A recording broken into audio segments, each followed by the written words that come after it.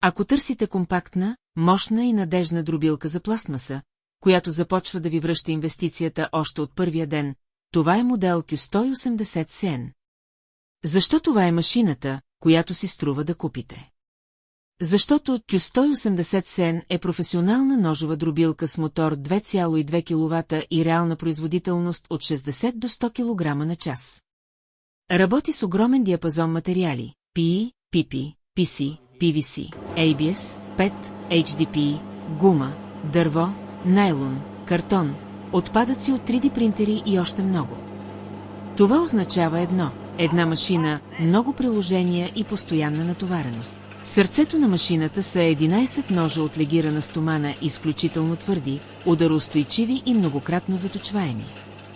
Получавате бързо, агресивно и равномерно раздробяване, без компромис в качеството на фракцията. Q180CN е проектирана и за комфорт, двуслойна шумоизолация намалява шума и вибрациите, така че работата е по-стабилна и по-приятна. 4 колела позволяват лесно преместване в работното помещение, без мотокари и без усилие. Машината има защита от претоварване и автоматично изключване при отваряне на капака. Това е реална индустриална защита, не просто маркетинг. И най-важното, получавате 12 месеца гаранция и осигурен извънгаранционен сервис. Ако искате дробилка, която работи, произвежда и печели, Q180CN е правилният избор. Не отлагайте, всяка непреработена суровина е пропусната печалба.